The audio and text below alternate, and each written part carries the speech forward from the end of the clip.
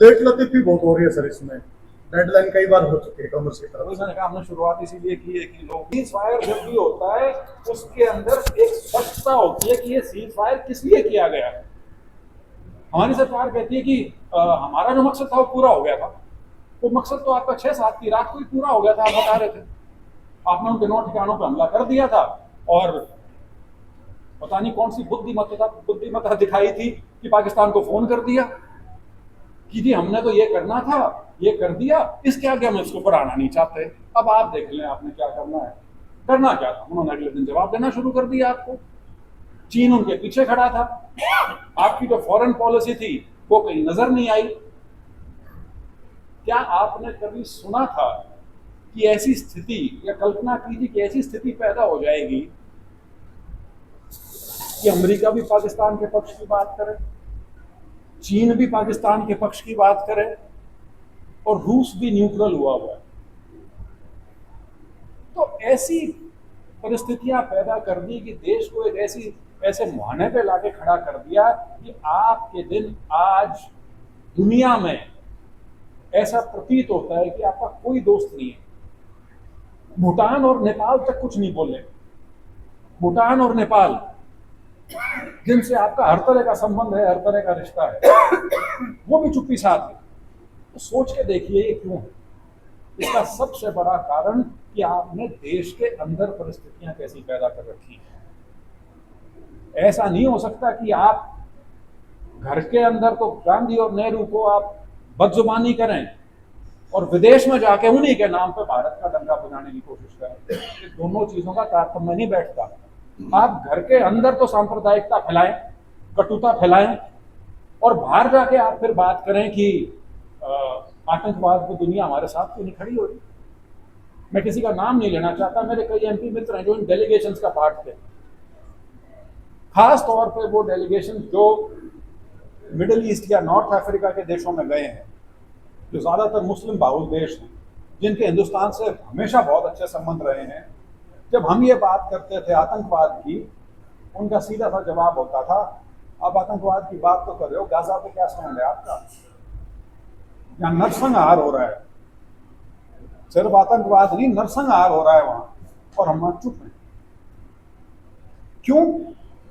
क्योंकि हमारी सरकार और उसके जो हितैषी हैं, जो पार्टी है जिस जो सरकार को चला रही है, उसके जो हितैषी हैं सारे, वो उसमें एक सांप्रदाय को देख रहे हैं कि उनको पीटा जा रहा है, उससे हमें कोई आपत्ति नहीं, चाहे वो नरसंहारी क्यों ना हो। लेकिन अपने यहाँ आतंकवाद की हम फिर दुहाई देते हैं कि आप कुछ बोल क्यों नहीं रहे। पाकिस्तान को तो कहीं अपने मेंबर्स ऑफ पार्लियामेंट की टीम बना के नहीं भेजनी पड़ी, हमें क्यों भेजनी पड़ी? अभी क्यों भेजनी पड़ी? आपको लड़ाई पे जाना था, तैयारी तो करनी चाहिए थी पूरी की पूरी। तैयारी से मेरा मतलब फौज से नहीं है, तैयारी डिप्लोमेटिकली। आपने कोई तैयारी नहीं की।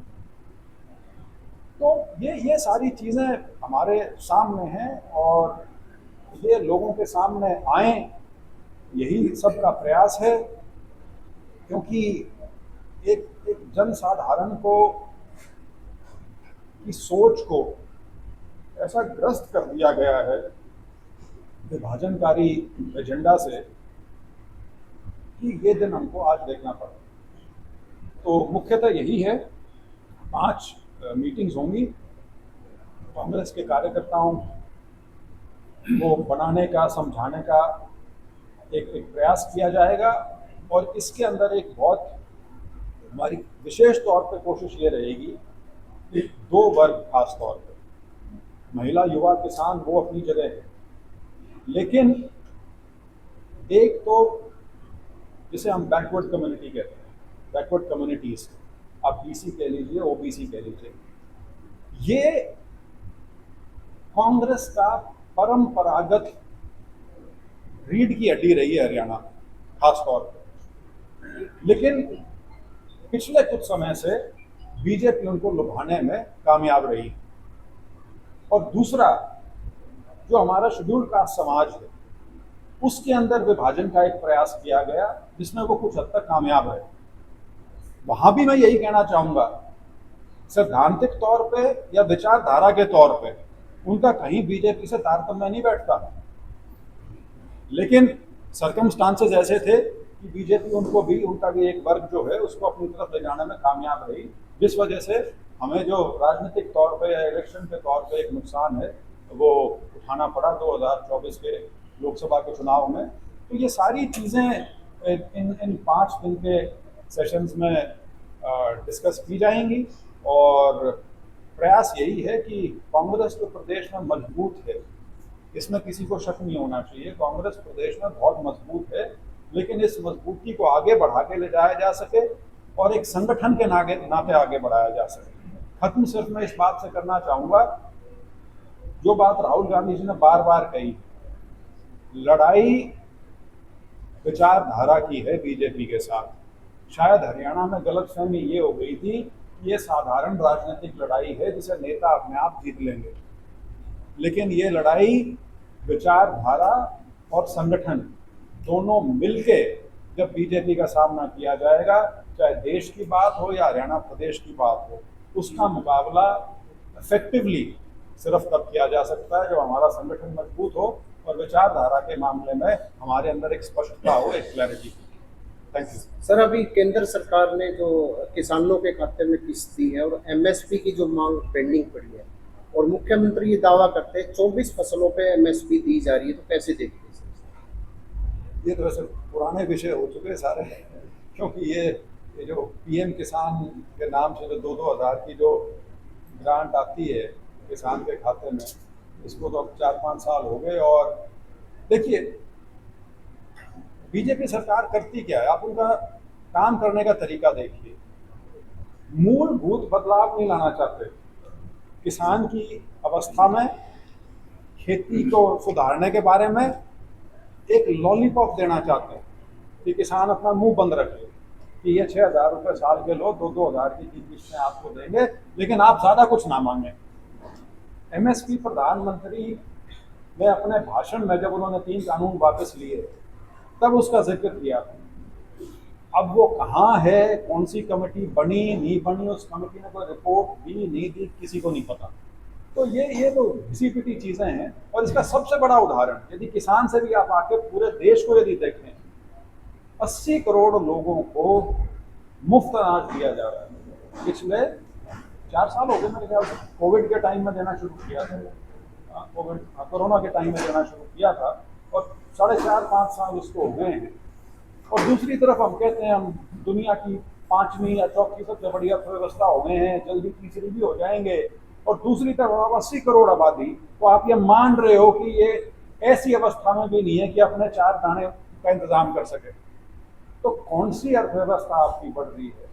तो राहुल गांधी ने जब बात कही ना उसके डोनाल्ड ट्रंप के बयान पे, और उन्होंने कहा कि ये चीज़ शायद प्रधानमंत्री और वित्त मंत्री को ही नहीं समझ में आ रही, बाकी तो पूरे देश को समझ में आ रही है। उसका तात्पर्य यही है, उसका तात्पर्य यही है कि चौथी बड़ी अर्थव्यवस्था का आप करोगे क्या जब आपका 80 करोड़ भारतीय 140 करोड़ में से आपके मुफ्त अनाज के ऊपर जीवन यापन करने लग रहा है। तो ये उन्हीं चीजों का एक हिस्सा है। चौधरी साहब, अमेरिका ने पाकिस्तान के साथ एक डील की है, ऑयल डील, हथियारों की डील भी हुई है। बहुत समय बाद पाकिस्तान और अमेरिका के रिश्ते इतने नजदीक दिखाई दे रहे हैं, क्या मानते हैं कि विदेश नीति बिल्कुल फेल हो चुकी है?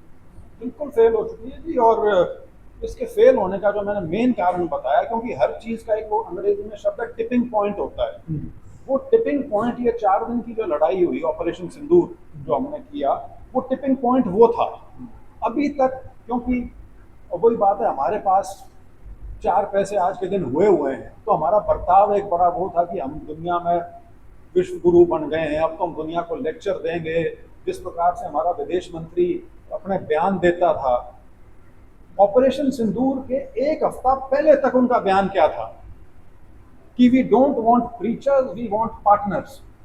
मतलब हमें कोई उपदेश ना दे, हमारे साथ अगर आप पार्टनरशिप करना चाहते हो तो करो। एक पार्टनर खड़ा नहीं मिला उस समय। तो ये जो पाकिस्तान के साथ अमेरिका का जो मेल मिलाप दोबारा से शुरू हुआ है, जो खत्म हो चुका था पूरी तरह से, वो आपको तंग करने के लिए है या आपको अंग्रेजी में एम्बैरस करने के लिए है, मुझे नहीं पता। लेकिन ये कोई सुखद बात नहीं है कि आज के दिन, जो मैंने पहले कहा कि चीन, अमेरिका और रशिया की न्यूट्रलिटी पाकिस्तान के प्रति, ये पूरी फॉरेन पॉलिसी का टोटल फेलियर है जो आपके सामने जिसने दिखा दिया। दुनिया में 3 महाशक्तियां मानी जाती हैं, चीन, रूस और अमेरिका। भारत की जब अर्थव्यवस्था विश्व स्तर पे कहीं नहीं होती थी, उस समय भी दुनिया में भारत और भारत की आवाज का एक वजन होता था, लोग मानते थे। आज आप देख लीजिए, आप कहीं नहीं। सर, आप हिसार के सांसद भी रहे हैं, लेकिन हिसार की जनता के मध्य कभी देखे नहीं जाते, लोग मिस करते हैं कि भाई आप जयप्रकाश की सांसद हैं, सवाल उनसे पूछिए। विजेंद्र जी, आपने संगठन के अभाव की बात कही। राहुल गांधी जी खुद ऑब्जर्व कर रहे थे इसको, वो अभी तक भी लिस्ट नहीं आई। लिस्ट जल्दी आ जाएगी। हरियाणा वाली जो डिस्ट्रिक्ट प्रेसिडेंट्स की लिस्ट है, वो मेरे ख्याल से कभी भी आ सकती है। मुझे नहीं लगता उसमें कोई और कार्रवाई बची हुई है लिस्ट आने के अलावा। सर, शहर डूबे पड़े हैं, गांव डूबे पड़े, खेत डूबे पड़े, विकास कहाँ पर है? तो प्रधानमंत्री बताएंगे, नायब सैनी जी से पूछिए उसका। कांग्रेस का क्या स्टैंड है सर इसमें? कांग्रेस का स्टैंड मेरे को, तो मैं आज इस रोड पे आया, रोहतक हिसार रोड पे, ये हाईवे है, NHAI का बहुत बड़ा हाईवे है। मैंने इस सड़क पे इस कदर कभी पानी भरा हुआ नहीं देखा। शहरों में तो हर साल की कहानी है। आज तो कंडीशन अच्छी है सर, पहले हाँ, वो जब बारिश ज्यादा थी तब और बहुत बुरी नहीं, हमारा इंफ्रास्ट्रक्चर जो है पूरी तरह से चरमरा चुका है। और उसका कारण यही है कि सिर्फ एक डिवाइसिव एजेंडा के साथ इलेक्शन दर इलेक्शन जीते गए, और लोगों ने भी परफॉर्मेंस को नकार के जो अपने आपसी मतभेद हैं उसको तरजीह दे के वोट की हुई है, ऐसा प्रतीत होता है। अदरवाइज तो 2024 का जो चुनाव का कोई सवाल ही नहीं था कि हरियाणा में कांग्रेस की सरकार ना बने। और ये चीजें आप सामने जो सीटें आ रही हैं, मुझे ये लगता है कि लोगों की जिम्मेदारी लेंगे, लेकिन कांग्रेस में अभी तैयारी नहीं है आपका संगठन नहीं है जिला का संगठन नहीं, इसीलिए एक शुरुआत तो हमने कर दी। ये वो कोशिश को दूसरे लोग आएंगे जाएंगे, संगठन की बात नहीं, मैं संगठन के नाते कर रहा हूँ। हम भी जो काम कर रहे हैं वो बिल्कुल कांग्रेस और कांग्रेस के झंडे और कांग्रेस की जो विचारधारा है उसके तहत कर रहे हैं। उसमें ऐसा नहीं है कि कोई गठ या कोई धड़ा बनाने का कोई ऐसा प्रयास है, ऐसा कुछ नहीं है। ये बिल्कुल इसीलिए है, जब संगठन आ जाएगा तो इसकी कोऑर्डिनेशन हम उसके साथ कर लेंगे। लेट लतीफी बहुत हो रही है सर इसमें, डेडलाइन कई बार हो चुकी है कांग्रेस की तरफ वही मैंने कहा, हमने शुरुआत इसीलिए की है कि लोग भी पूछने लग गए कुछ करोगे या नहीं करोगे।